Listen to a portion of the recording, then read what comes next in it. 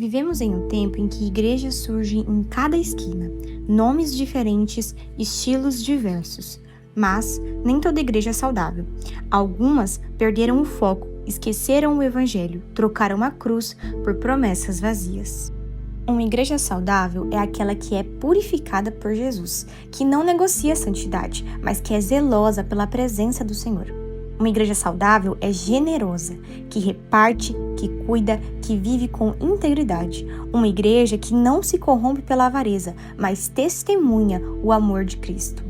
Uma igreja saudável é liberta pela graça, não por regras humanas, nem por permissividade sem limites, mas pela verdadeira graça de Deus que transforma e dá vida. Uma igreja saudável é apaixonada por Jesus, que não esquece o primeiro amor, que busca a sua face e vive para a sua glória.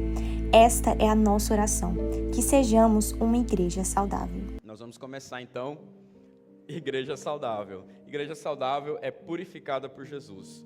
Nós vamos ler João, Evangelho de João, capítulo 2, verso 13. Evangelho de João, capítulo 2, verso 13. Abra sua Bíblia, vamos ler juntos a palavra do Senhor nessa noite. João, capítulo 2, Evangelho de João, capítulo 2, verso 13.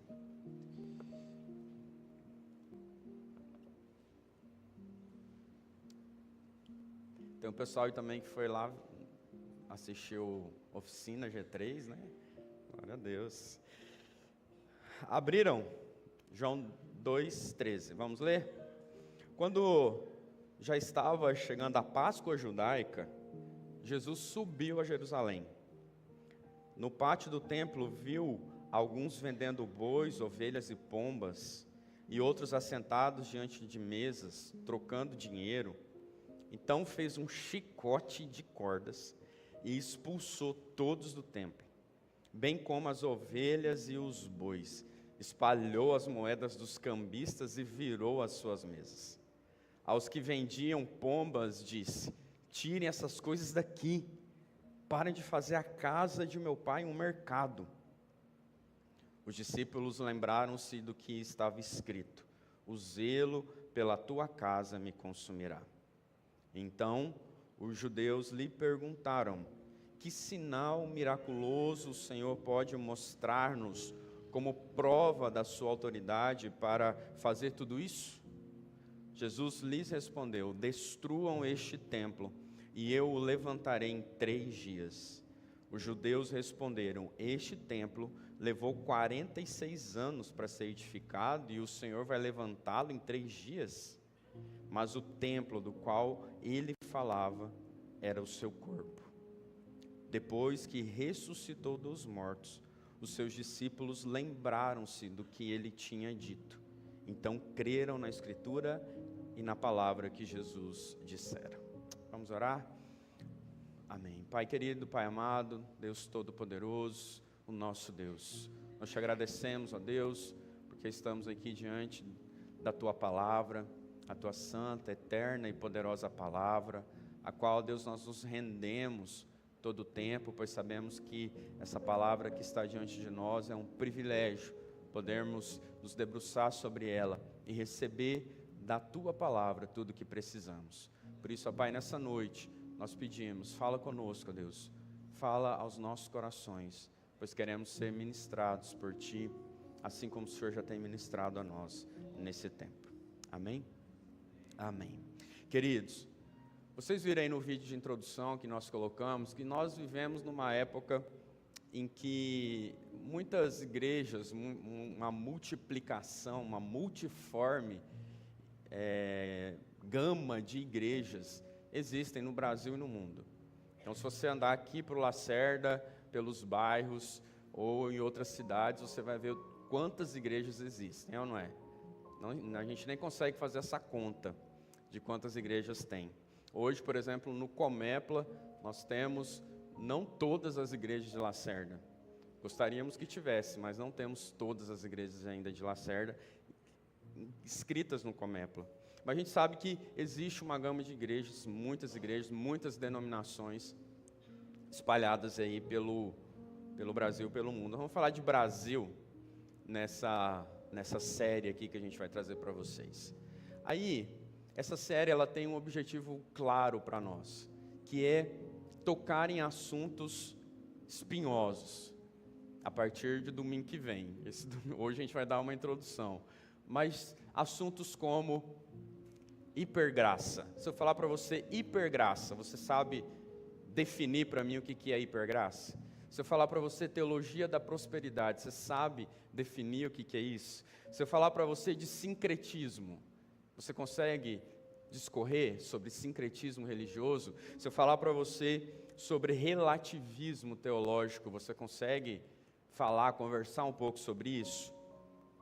Às vezes não. Por quê? Porque elas não estão explícitas, elas são implícitas, elas estão aí no dia a dia do meio evangélico, do meio gospel. E aí você não consegue, às vezes, olhar e falar, isso é isso, isso é aquilo. Não conseguimos. Por quê? Porque nos falta entender sobre isso. Então, o objetivo dessa série é instruir a igreja, é trazer luz, é lançar luz sobre esses assuntos. E para lançar luz sobre isso, eu separei em 5 temas que você vai ver daqui a partir de hoje. A primeira que nós vamos falar hoje, com base em João 3, será essa igreja purificada por Cristo. Domingo que vem, nós vamos entrar na igreja de Atos. Nós vamos falar sobre uma igreja generosa. Depois, nós vamos para a igreja de Gálatas e depois de Colossenses. Vamos falar sobre uma igreja liberta pela graça e uma igreja exclusiva de Jesus. E para encerrar a série, já estou dando os spoilers aqui para você preparar, nós vamos falar sobre a carta ali de Apocalipse, uma carta que Jesus fala à igreja de Éfeso. Então nós vamos falar desse primeiro amor de uma igreja apaixonada por Jesus. Então a proposta é percorrer por essas igrejas, algumas igrejas do Novo Testamento, extrair dessas igrejas ensinamentos para nós, para a nossa vida, olhar para essas igrejas e ver o que estava acontecendo lá, que acontece hoje aqui. É interessante a gente ver isso, porque esses temas que eu coloquei aqui para vocês não são coisas novas, são coisas que já acontecem. Então o apóstolo Paulo, o próprio Jesus, ele já vai trazendo alertas durante os anos aí, muitos anos, sobre essas coisas que já estão acontecendo. Então, vai ser uma exposição aqui bíblica, sólida para você, com aplicações, e vai te dar clareza de olhar, talvez, alguma coisa e falar, isso é isso. Irmãos, nós não queremos aqui bater no peito e dizer, nós somos a igreja saudável. Não, nós entendemos que nós estamos nesse processo de viver uma igreja saudável. Uma igreja que não é abusiva, mas uma igreja que preza pela palavra, pelos princípios da palavra. A gente tem falado muito isso aqui durante o ano. Então nós queremos fortalecer esse entendimento, esse discernimento sobre o que somos como igreja, o que queremos ser como igreja, o que já somos como igreja. Queremos promover essa unidade da igreja nesse mesmo sentido.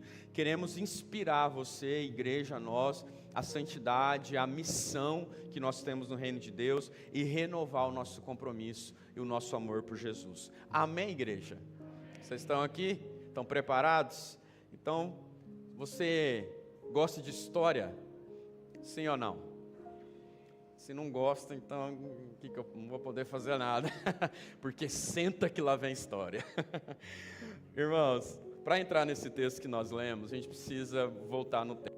Na minha época eu diria que nós voltaríamos à fita, mas se você é tão jovem, talvez não foi o seu tempo de fita, que a gente pegava a caneta e colocava na fita cassete e voltava, ou apertava o play, o REC lá, o negócio, para voltar a fita, para a gente entender, para a gente voltar aqui na história. Pois bem, a gente entende como o evangelho que o salário do pecado é a morte. Todos entendem isso, sério? Se falar para você sobre Romanos 6:23, que o salário do pecado é a morte, você vai entender isso. Por quê? Porque o pecado, ele traz separação entre nós e Deus. Está aí desde o início, lá em Gênesis, quando Adão e Eva pecam e rompem o seu relacionamento com Deus. E pensando em Gênesis, é interessante a gente pensar que o Senhor preparou ali uma habitação. O Jardim do Éden é como se fosse um templo. O Jardim do Éden era um lugar de contemplação de Deus. Então o Senhor vai estar sempre, durante a história da redenção, criando esse ambiente de contemplação, esse ambiente de culto, esse ambiente. Então isso começa em Gênesis, não é algo novo. E aí, logo ali em Gênesis mesmo, quando o pecado vem e separa o homem, nós vemos o Senhor preparando uma vestimenta para o homem e para a mulher. E essa vestimenta era de uma pele de animal. E para arrancar a pele desse animal, esse animal deveria ser sacrificado, obviamente. Ali a gente já vê o derramar de sangue. O Senhor expulsa aquele casal do Jardim do Éden. Estão na história aqui comigo? Vai imaginando aí. Expulsa, mas cobre eles com a sua graça e a sua misericórdia, para que eles continuassem vivendo. E aí a história da redenção continuasse.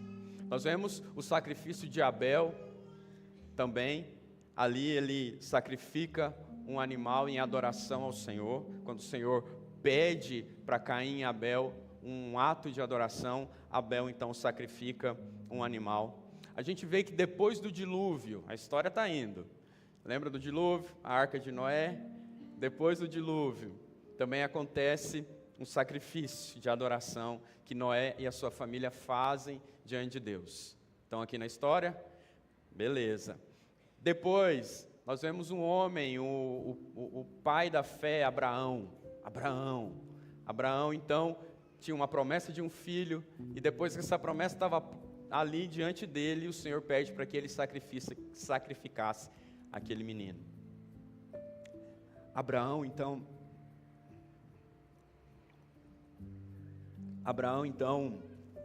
obedece. Quando ele está ali para sacrificar, matar o seu próprio filho, o Senhor providencia o quê? Um cordeiro. E aí o cordeiro, então, é sacrificado no lugar de Isaac. E isso, a gente vai vendo que vai tornando-se uma prática. A adoração, o sacrifício de animais era uma prática do povo de Deus. Pois bem, chega o ápice ali da história de Israel, um dos ápices, quando eles estão sobre o domínio, estão ali morando e também sendo escravos no Egito. O Senhor providencia uma libertação do Egito através de quem? De Moisés, escola bíblica hoje, né? Através de Moisés. E depois essa saída do Egito, essa passagem conhecida como Peshá, ou Páscoa, é marcada pelo sacrifício de quê? De um cordeiro. O Senhor pede que sacrifique um cordeiro.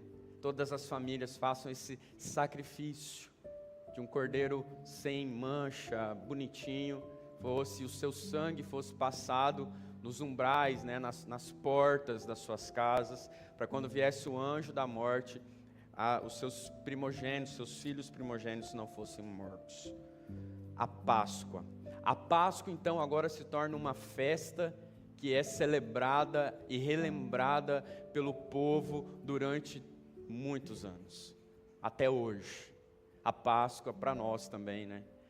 Mas a Páscoa para o povo de Israel era um momento sagrado, um momento de comer ervas amargas, de comer pão sem fermento, para lembrar daquele dia doloroso, para lembrar daquele dia amargo, para lembrar que não tinha tempo de fermentar o pão, então tinha que comer o pão sem fermento mesmo e correr, porque eles estavam sendo libertos do Egito. Era o dia também que eles levavam sacrifícios, matavam os cordeiros, também lembrando essa mesma situação ali no Egito. Então nós já estamos aonde? Estamos no Egito. Estamos saindo do Egito. E o povo vai para onde? Para o deserto. E ali peregrina pelo deserto. Como que é? calor de dia, frio à noite, aquela coisa toda, e o Senhor fala para Moisés levantar o quê? Um tabernáculo, um templo, um lugar de adoração, onde o Senhor estaria presente ali. O Senhor estaria presente, a sua presença seria manifesta ali no tabernáculo, no meio do deserto. E foi o que aconteceu. O Senhor vinha com a sua presença gloriosa, tremenda e terrível para alguns, e habitava naquele tabernáculo, naquele templo móvel. Era um templo que, conforme eles iam caminhando pelo deserto, eles desmontavam, tipo uma tenda, e aí eles iam andando. E ali o Senhor ordena para que esse sistema de sacrifícios, relembrando a Páscoa, acontecesse uma vez ao ano. Então, mesmo no deserto, eles relembravam a Páscoa e iam sendo relembrados. Pois bem, queridos, como que fala? Corta aí, vamos dar um salto no tempo. Chegamos em Jesus. Você deu um salto no tempo que você está acordado? Deu um salto no tempo comigo? Então, vamos lá. Nos tempos de Jesus, existia um templo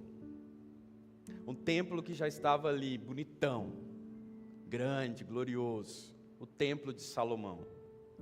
É interessante que não era assim aquele templo. Quando o povo, então, agora, vou voltar um pouquinho na história, para você, pensa no templo. Agarrou aqui no templo? Beleza. Jesus olhando para aquele templo, Jesus indo com a sua família ali anualmente para o sacrifício, a gente vê isso. Jesus com 12 anos vai para lá, depois os pais vão embora, esquecem Jesus. Você lembra dessa história? Esquece Jesus aonde? No templo, é nesse templo, que foi construído por Salomão. E aí, dado por Deus para Davi, depois construído por Salomão. Só que esse templo foi destruído pela Babilônia, totalmente destruído. Depois o povo é levado em exílio e eles voltam. E quando eles voltam, o profeta Ageu fala: construa, vamos construir um novo templo. E eles constroem um novo templo, mas o templo fica assim, chinfrim. Não tinha aquela glória que tinha o templo de Salomão. Eles olham e ficam tristes. Tanto é que Ageu fala: a glória da segunda casa será maior do que a primeira, apontando para Cristo. E aí, depois, no ano 20 antes de Cristo, Herodes, então, o Senhor talvez toca no coração de Herodes, e ele investe para construir esse templo que Jesus agora conhecia. E 46 anos esse templo estava sendo construído. Por isso, aqui no texto que nós lemos, os judeus falam isso. Mas esse templo está sendo construído durante 46 anos, o Senhor vai destruir e reconstruir em 3 dias? Como é isso? Então, 46 anos. Isso acontecendo, tudo isso aconteceu, esse templo agora bonitão estava lá, e é nesse templo, é nesse contexto que Jesus, então, aparece, o seu ministério, para falar com o povo. É nesse contexto, nesse novo templo. O templo, querido, como eu disse lá de Gênesis, o templo tinha um significado muito importante para o povo de Israel e para Deus. Simbolizava a presença de Deus, simbolizava adoração, simbolizava sacrifício, simbolizava também uma identidade cultural e nacionalista, que era o centro ali da nação. Simbolizava também a santidade de Deus, a casa de oração para todos os povos. Então, Jesus, ele vai iniciar o seu ministério, e aqui eu quero explicar um negócio para você já, mas ele vai iniciar o seu ministério num lugar importante, muito importante, que era um templo, e numa data muito importante, que era a Páscoa. Muito importante para eles. Então, olhando para esse texto de João, e foi algo que eu sentei construindo toda essa série de sermões, O Senhor me levou para começarmos por João, começarmos por essa purificação do templo. E eu olho para João e falo, uai, essa purificação do templo eu conheço muito mais no final do ministério de Jesus. Não sei se vocês se lembram, no final os outros evangelhos, Mateus, Marcos e Lucas, eles vão falar dessa mesma história, mas no final do ministério de Jesus. Na última semana, a semana da paixão, que também foi na Páscoa. E ele pega o chicote, purifica o templo, é a mesma história. Só que João apresenta no início. Então Jesus tinha acabado de transformar água em vinho. Lembra da história do casamento? E aí, diz o texto no verso 12, que depois disso ele desceu a Cafarnaum, e depois disso ele foi para Jerusalém. Então sim, parece uma contradição, mas não. Todos os estudiosos vão concordar. Houve duas purificações, no início do ministério de Jesus e no fim do ministério de Jesus. Isso mostra o quão era importante para Jesus esse ato, o quão era importante para Jesus esse lugar chamado templo de adoração e essa data chamada Páscoa. Isso é legal, né, gente? Isso é muito legal. Então, esse ato é muito importante e o Senhor inaugura de fato o seu ministério ali. Quando a gente olha lá para o final da história, lá para a semana da paixão de Cristo, quando ele faz esse ato e pega o chicote, xalap, o povo, os religiosos da época ficam irados com Jesus, e esse ato de Jesus provoca ainda mais eles, a ponto deles ficarem mais inflamados para matar Jesus. Mas isso não acontece aqui, porque Jesus faz essa purificação e logo depois ele sai de Jerusalém, e o ministério de Jesus, como a gente sabe, começa no interior. Enfim, dito isso, irmãos, é muito importante o local e a data. Agora eu quero mostrar um negócio para vocês. Essa purificação acontece no templo. Quando você pensa em templo, o que vem na sua cabeça? Conversa comigo. Aqui, ó, o templo, né? Isso aqui. Vamos para a igreja, né? Vamos para o templo, vamos adorar. A gente nesse ambiente. Só que o templo de Salomão, esse templo que Jesus estava visitando, ele tinha algumas camadas, ele tinha algumas, ajuda aí, repartições. E eu vou mostrar para você. Na tela. Lá. A gente vê aí que nesse douradinho que está lá, que parece um T de cabeça para baixo, é o lugar santíssimo. Era o lugar onde só o sumo sacerdote entrava. E ali ele ministrava, levava as ofertas de pecado, de expiação do pecado para o povo. Era lá. Então lá era um lugar exclusivo. Lá ninguém podia entrar, somente o sacerdote. Mas a purificação que Jesus faz não é lá dentro. Não é nesse lugar lá dentro. A gente vê que o templo, esse quadradão aí, todo é o templo. Todo, é o átrio, né? É o pátio. E ali existiam essas repartições chamadas de pórticos ou pátios. Então, tinha, por exemplo, o pátio dos gentios, depois o pátio das mulheres. Sabia disso? Deve ficar para o lado. Depois o pátio dos israelitas e então o pátio dos sacerdotes. Dá para entender que as coisas iam chegando, né? Era de fora para dentro, então ia afunilando. Então o pátio dos gentios era o primeiro lugar onde as pessoas tinham acesso. Então eles estavam ali fora. Não dá para enxergar o número aí, mas o número 8. Ué? Do nada, criança 2. Coloca lá para mim, criança 2. Beleza? Vai lá, papai. Coloca a imagem aí para mim, papai e mamãe. Muito bem. É o 8, o pátio dos gentios. Então vai estar ali, bem fora já. Beleza? Então é ali que acontece, só para você situar aqui a história. Então Jesus ele vai para esse lugar, que era o lugar onde os gentios estavam. Aí você olha aqui para mim e pergunta, quem que é esse tal de gentil? A gente fala gentil, mas quem que é esse tal de gentil? Os gentios eram pessoas que não eram de Israel, que não eram judeus, mas que conheceram a Deus de alguma forma, talvez pela expressão de fé dos próprios judeus. Então eles queriam seguir a esse Deus. Lembra de Ruth? Seu Deus será o meu Deus, essa coisa toda. Então, a Bíblia relata várias pessoas que se renderam a Deus, seguiram ao Senhor, e então existia um lugar específico para eles. Então eles ficavam de um lado, os que eram judeus mesmo ficavam do outro, as mulheres ficavam em outro. Então era assim separado. E existia, querido, em Isaías a gente pode ver isso, Isaías 49:6, vai dizer que Israel, olha aqui para mim, Israel seria a luz para as nações. Luz para as nações. 1 Reis 8, na dedicação que Salomão faz do templo, ele vai dizer também isso, que os estrangeiros seriam ouvidos por Deus. Olha que lindo isso. Então a gente vê um coração missionário de Deus na instituição do templo. Então teria um lugar de adoração para os gentios, esses que não eram judeus, ali no templo. O Senhor queria isso, Ele sempre quis isso. Então o templo não era exclusivo dos israelitas, dos judeus. Tinha um espaço ali para que os gentios pudessem adorar ao Deus verdadeiro. Era um convite de Deus às nações, dizendo: venham adorar aqui nesse lugar. Isso é maravilhoso a gente ver.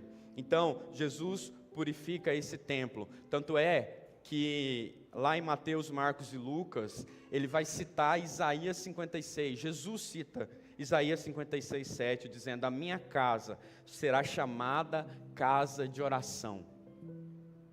Esse lugar era uma casa de oração, e vocês estão fazendo casa de oração para todos os povos. Então não era uma casa de oração para os judeus, era uma casa de oração para todos os povos. Repetindo, existe um fervor missionário em Jesus e no coração de Deus, e isso é transferido para nós também, e isso já existia lá naquele tempo. Então, ali naquele pátio, existia esse espaço para adoração, para a oração dos gentios. Porém, nos tempos de Jesus, o que estava acontecendo? Uma feira, uma algazarra, que não tinha como orar naquele lugar. Você já foi? Hoje em dia a feira é até silenciosa, né? Era uma feira. Que feira era essa? Por que existia essa feira?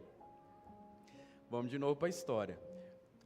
A Páscoa precisava ser comemorada ali em Israel, em Jerusalém, no templo.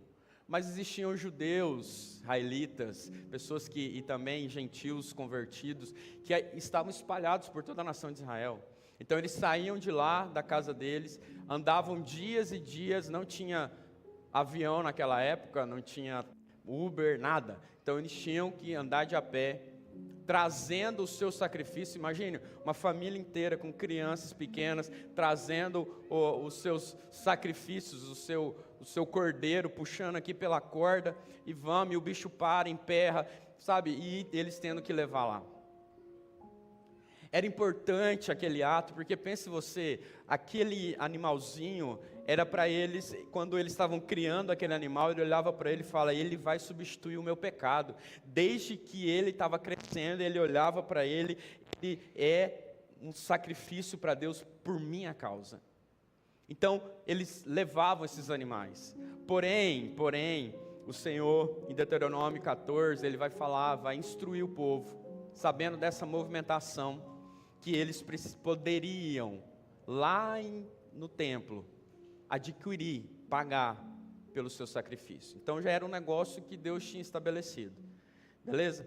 Então, para facilitar essa viagem, deixa para comprar o bichinho lá, tá? E lá os sacrifícios eram conforme o seu pecado, era um tipo de animal que você pegava, que você comprava. Tinha até rolinha. Juriti também. Piadas internas do pastor Manuel. Então, assim, eles iam pegando pagando por esses animais. Certo, queridos? Vocês estão aqui comigo na história? Vamos embora. Eu falei que era para sentar aqui e lá vem história. Depois eu vou aplicar tudo isso na sua vida, na minha vida. Mas é bom a gente entender, né? Fazer esse mergulho na palavra de Deus. Então, era possível eles ir lá, eu quero o quê? Você quer o quê? Não, eu quero um cordeiro. Tá, um cordeiro está caro esse ano. Cordeiro, inflacionou o cordeiro. Mas eu preciso comprar. Mas aí chegava lá para comprar o cordeiro e falava, você tem que primeiro trocar o dinheiro. Que dinheiro que você está? De onde você veio? Eu vim lá da Conchinchina. Lá na Conchinchina usa a moeda real. Eu vim do Brasil. Lá usa o real. Aqui não é real. Você vai comprar o seu sacrifício com outro tipo de dinheiro, querido. É o dinheiro do templo. Você não lembra disso? Não sabia. Então, tem o dinheiro do templo. Então, o que você tem que fazer? Pegar o seu real, ir lá no cambista, olha aí o cambista, e trocar esse dinheiro. Aí sim, você pega esse dinheiro e vem aqui e compra o seu menino. Eu esqueci o nome agora. Cordeiro. Ou a rolinha. Entenderam, queridos? Era esse o trâmite, era isso que estava acontecendo. Então era normal isso acontecer. Eles saíam de casa e falavam, eu tenho que chegar lá em Jerusalém, trocar o meu dinheiro, ir no cambista e depois comprar o meu sacrifício. Era normal. E também, além disso, eles tinham que trocar no cambista, porque eles tinham que dar a oferta anual pelo templo. Então, além disso, tinha ali a oferta anual do templo. Esse é o contexto, essa história. Aí Jesus entra nisso tudo. Jogou a fumaça e aparece Jesus. Jesus entra nesse contexto todo. Vocês entenderam agora por que eu tive que voltar a fita? Jesus entra aí. E Jesus ali, com certeza, Jesus anualmente ia lá com a sua família e via isso acontecendo. Anualmente Jesus vinha e com certeza, eu imaginando, o coração dele ia inflamando de uma ira santa. E vendo aquele comércio acontecendo. Mas qual que era o problema do comércio? Não era o comércio pelo comércio, não. Os sacerdotes do templo haviam feito um combinado com os cambistas para aumentar o juro em cima da troca do dinheiro. É aí que o bicho pegou. Então aquele dinheiro agora inflacionado ficou ainda mais pesado. Então existia ali por isso que Jesus fala sobre, vocês estão transformando não era por causa que eles estavam vendendo os bichos, não. Ele está falando isso por causa dos cambistas e que em parceria com os sacerdotes cobravam taxas abusivas aos adoradores. Então eles tinham lucros, mas eles viram um negócio. Eles viram ali um negócio. Não, fulano vai vir, eu vou cobrar essa taxa, e cada ano aumentava mais a taxa. E aí era isso que então o coração dos sacerdotes do templo, daquele templo, estavam visando lucro. Estavam com o coração inflamado, pecaminoso. Essa era a motivação de Deus. Essa era a motivação do nosso Jesus, de purificar o templo disso. Então, passado ali 30 anos que Jesus ia, ele inicia o seu ministério, fazendo o quê, queridos? Limpando a igreja. Ele inicia o seu ministério purificando, porque a casa de Deus estava sendo profanada. Jesus faz o milagre ali no casamento e vai para o templo, impelido pelo Espírito Santo, impelido pelo seu propósito. Ele faz ali um chicote, e xalap, e lambe, e vira a mesa dos cambistas, e solta os animais, e fala para quem tinha pombinha, libera. Por que vocês estão fazendo isso? Diz o texto, ali, tirem essas coisas daqui, parem de fazer da casa de meu pai um mercado, parem. E aí, os discípulos olham para aquilo e lembram do Salmo 69 e eles dizem, bem que a palavra de Deus dizia, porque o Salmo 69 é um salmo messiânico, ou seja, falava do Messias. E aí eles falam, estava escrito, o zelo pela sua casa me consumirá. É isso que os discípulos estão vendo. Estão vendo o seu mestre, o Messias, cumprindo uma profecia de que o zelo pela casa do Senhor consumirá a esse Messias. Então Jesus veio para fazer essa limpeza, querido. Jesus purificou aquele templo. Ele provocou um rebuliço aquele dia. O povo ficou olhando tudo aquilo assustado. E Jesus gritando, expulsando. E é muito interessante que essa ira de Jesus, esse incômodo apaixonado por conta de um zelo que ele tinha, impressionou a todos. Porque ninguém nunca tinha feito isso. Jesus olhando que a sua igreja, que aquela instituição que o Senhor tinha estabelecido, deixou de ser um centro de adoração, para virar um lugar de cambistas, de mercadores, de sacerdotes em pecado. O Senhor vem e dá um grito, e um ato. É como um pai pegando uma vara e disciplinando o seu filho, dizendo: ei, olha o caminho que vocês estão tomando, olha o lugar para qual estão indo. Não é isso que eu estabeleci desde lá do início. Era um centro de adoração, era um centro de comunhão comigo, com Deus. E o Senhor faz isso. E Ele diz mais, aquele ato ali, quando ele diz: destruam esse templo. Os judeus perguntam para ele: que sinal o Senhor pode nos mostrar? Com que autoridade você está fazendo isso? Aí Jesus diz: vai, destrua esse templo, em 3 dias eu construo de novo. Destruam, em 3 dias eu construo de novo. Eles olham para aquilo e falam: mas como assim, como você fala um negócio, já tem 46 anos que o nosso querido Herodes está construindo isso, e você vai reconstruir em 3 anos, como que é isso? Em 3 dias? Só que eles não entendem, os discípulos não entendem, mas o que Jesus estava apontando era para a sua morte e ressurreição depois de 3 dias. Ou seja, Jesus estava dizendo: eu vou substituir esse templo. Eu não habito em templo construído por mãos humanas. Lembram desse texto? Então, o próprio Senhor estava ali inaugurando o seu ministério, apontando para Ele mesmo como o Cordeiro Santo de Deus, como o Cordeiro vivo de Deus. Então ali era um lugar de adoração e sacrifício, e foi exatamente o que Jesus fez. Ele morre por nós como um Cordeiro Santo de Deus, e a sua morte agora não se faz mais necessário levar anualmente um animal para ser sacrificado, porque ele foi morto de uma vez por todas, para nos purificar, igreja. Vocês entendem toda essa história? Como fica claro isso para nós agora?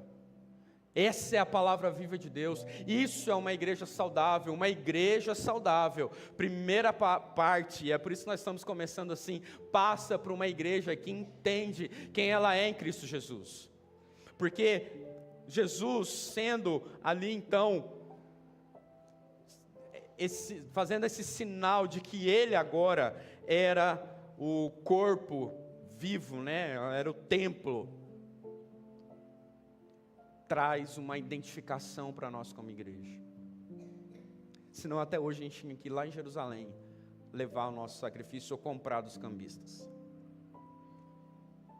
como os gentios tentavam fazer. Coitados dos gentios, era o único lugar que eles tinham para adorar o Senhor, e ele virou uma algazarra da bexiga. Não dava mais para orar naquele lugar. A purificação do templo aponta para a nova realidade em Cristo. Agora nós também somos templo do Espírito Santo. Então Jesus, de uma vez por todas, institui um novo sistema, um novo testamento, de que aquele templo lá, aquela religião lá, já não funcionava mais. A gente não precisaria daquele sistema mais. Nós agora temos liberdade em Cristo. Nós temos livre acesso ao Pai. Volta a imagem do templo para mim, por favor. Nós não precisaríamos mais levar sacrifícios ali para o átrio, não precisaríamos mais comprar animais e somente o sacerdote ia entrar lá no Santo dos Santos, que é aquele T de cabeça para baixo, e oferecer adoração ao Senhor. Era totalmente limitada a adoração do povo, era totalmente condicionada, e hoje nós temos um privilégio, querido, de ter acesso ao Santo dos Santos. através desse sacrifício único que Jesus fez, porque Ele é o nosso único mediador entre Deus e os homens, Cristo Jesus, homem. Então nós temos agora livre acesso. Uma igreja saudável, então, vive dessa forma. Uma igreja saudável limpa não somente o templo físico, mas ele se deixa limpar o seu coração. Quando nós recebemos a Jesus, se você não recebeu Jesus ainda, essa palavra também é para você. Nós somos impactados com a sua presença, a sua santidade. Então nós somos agora santificados. Olha isso, nós somos purificados por Jesus. Então uma igreja saudável, ela é purificada. Então iniciou aí um processo de purificação em Cristo Jesus. Então, irmãos, a igreja saudável não precisa ficar inventando a roda, ou não precisa ficar inventando moda.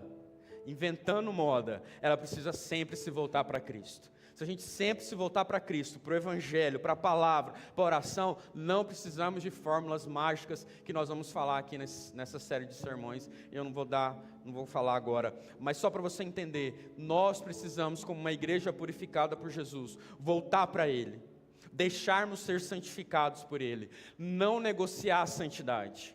Não negociar, mas se render a Cristo que nos purifica todos os dias. Você aceitou Jesus? Amém, glória a Deus. Mas o processo de santificação continua. Então se renda como igreja a um processo de purificação em Cristo, através da sua palavra, através da intimidade com Ele, dessa comunhão que Ele quer que nós tenhamos com Ele. Amém, igreja? Você tem tido comunhão com o Senhor? Você tem deixado o Senhor purificar o seu coração? Como nós pregamos semana passada, sonda-me, Senhor, porque o Senhor me conhece. Ou um dia você aceitou Jesus e fala, opa, estou salvo, o Senhor já me santificou, e está tudo certo, eu vou viver a minha vida numa hipergraça.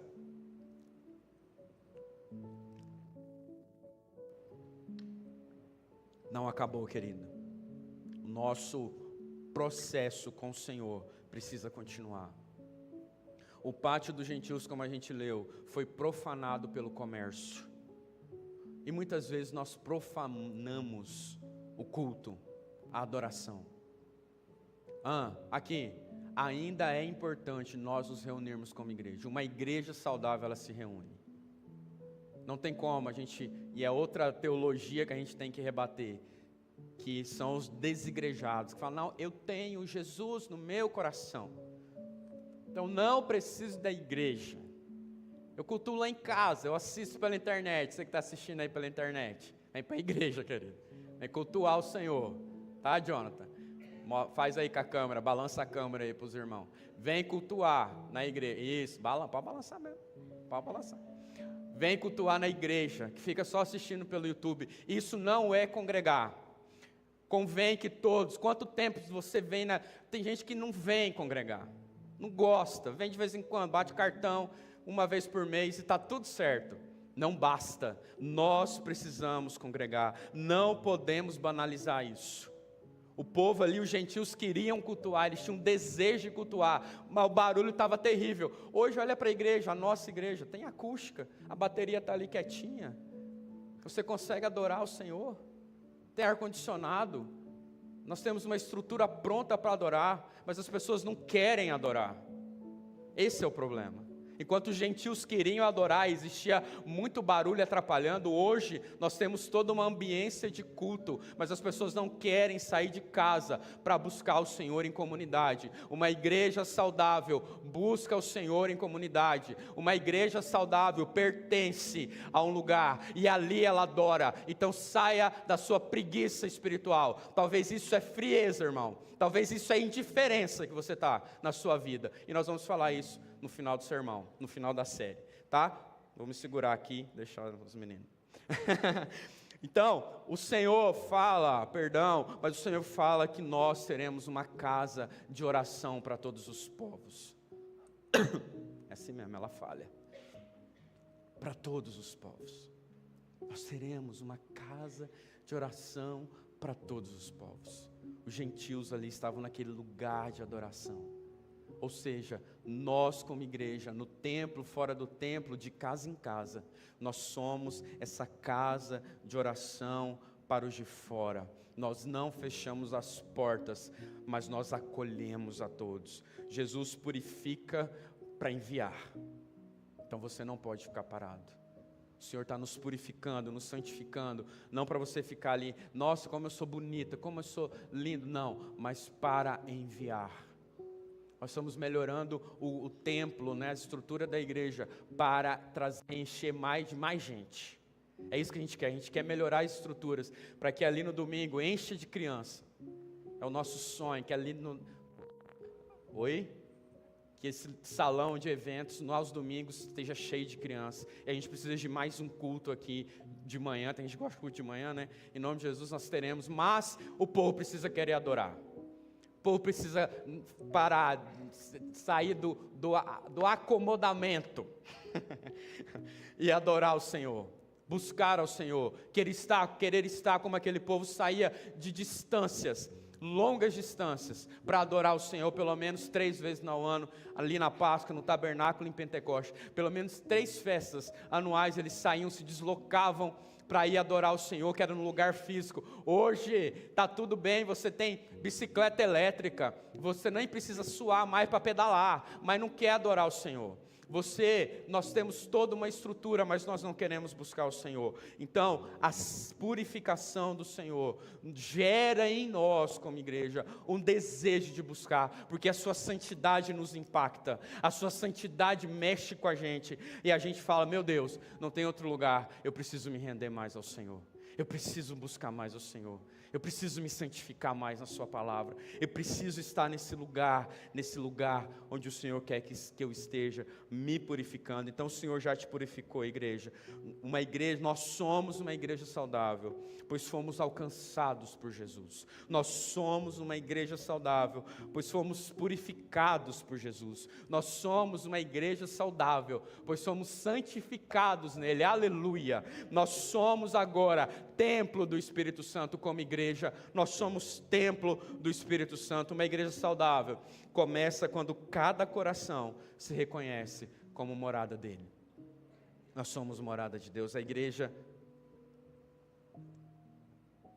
não precisa de uma faxina espiritual por ano como os israelitas faziam, mas de uma reforma no nosso coração todos os dias.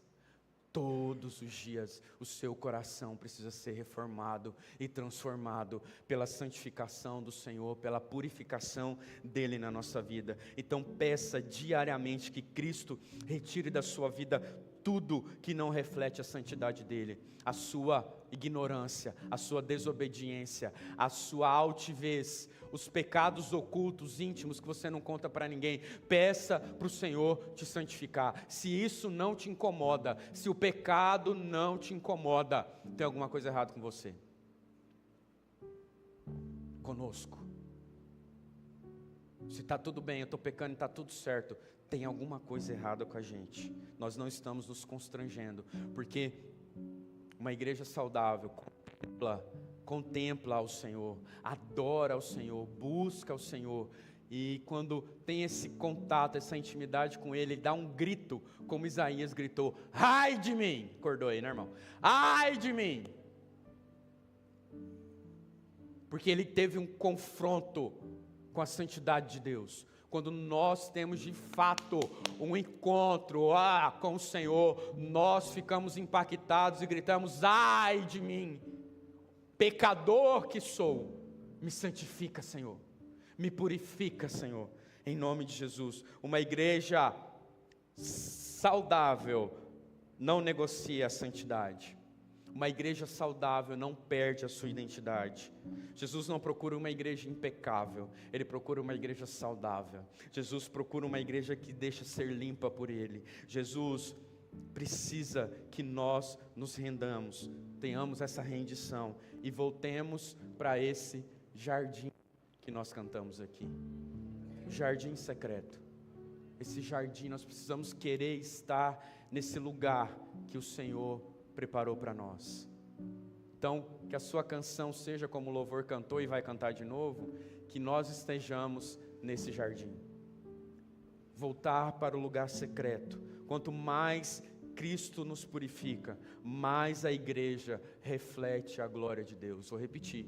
Quanto mais Cristo nos purifica e te purifica, e me purifica, Alessandro, mais nós vamos refletir a glória do Senhor. Que você possa ansiar isso, querido. Uma igreja saudável quer a presença de Deus. Uma igreja busca ao Senhor. Uma igreja saudável, vou te dizer algo, deixa de ser corrigida por Jesus. Saiu minha voz? Parece que eu estou me ouvindo. Ainda? Arruma aí. Uma igreja saudável deixa ser corrigida. Você vai de vez em quando levar uma chicotada de Jesus. Xelepe, bem nas suas costas. Porque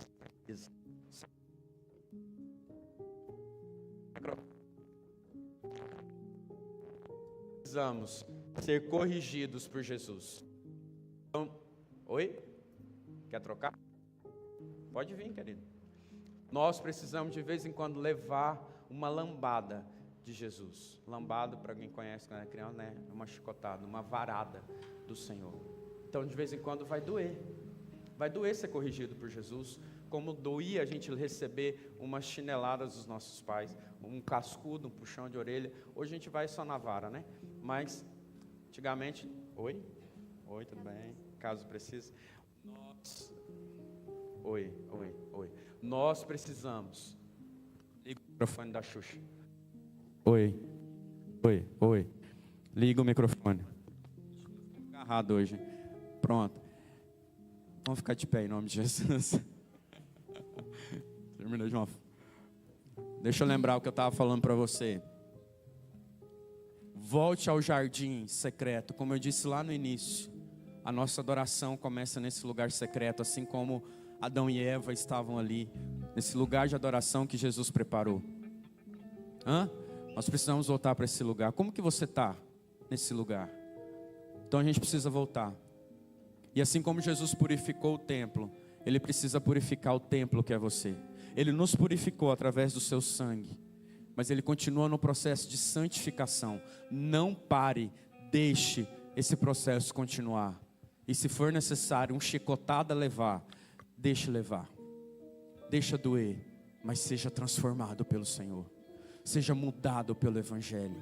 Talvez esses chicotes vão ser conversas duras e difíceis que você precisa ter. Talvez vão ser jejuns que você precisa fazer. Quanto tempo você não jejua? Nós precisamos nos render mais. Pode voltar. Nós precisamos querer, desejar a presença do Senhor, e nós não estamos fazendo isso. Então, uma igreja saudável, irmãos, nós queremos ser essa igreja que é purificada por Jesus todos os dias. Que você seja essa igreja, porque eu quero ser. E que nessa jornada, que o Senhor possa nos purificar, nos santificar e nos renovar. Feche seus olhos, em nome de Jesus.